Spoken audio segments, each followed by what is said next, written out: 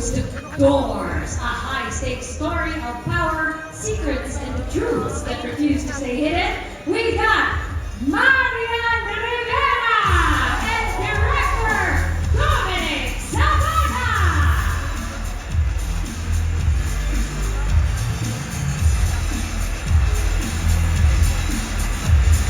This is what was mentioned during the panel. The biggest stars are coming out to play.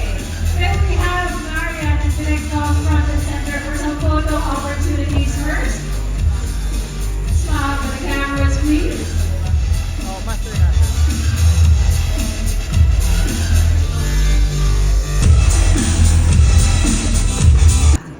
Ano nangyari behind closed doors? Paano ka na, bakit ka na, oo, Marian, sa project na to? Well, parang walang dahilan para mag-go for this project kasi parang napaka-offbeat niya para sa akin. Yes. What do you mean offbeat? Well, ang character ko dito ay mistress. So, first time ko gagawin ito and of course, journalist ako dito. So, first time ko din gagawin. Kaya sabi ko, why not trying something new for me? And I think this is a good project for me. I love Yeah. it. And Directo, of course, naka-omo ka rin dito.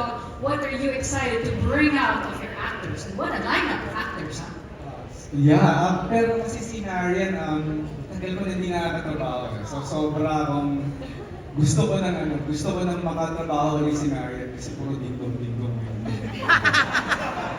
So, si Marian naman, at saka to add pala to what Marian said, ang role na dito, she's the mistress of the President of the Philippines. So, Eh, na yung premise. Tsaka very intriguing. Oo, nagtawa na natin yung premise. Ito yata dapat sila.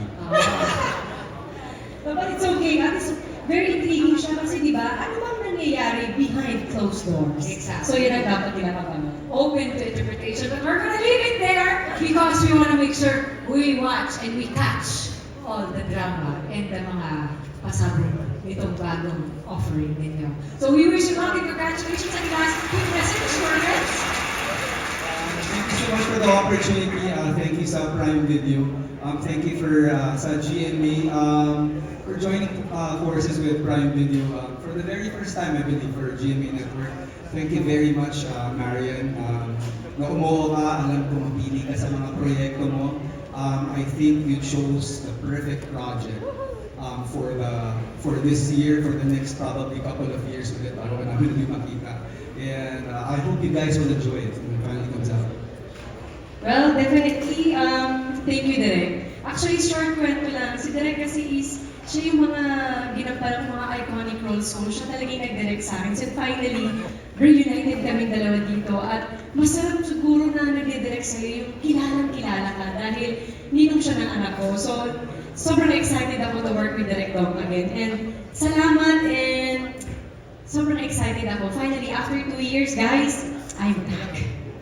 That's a great way to start this off. So with that,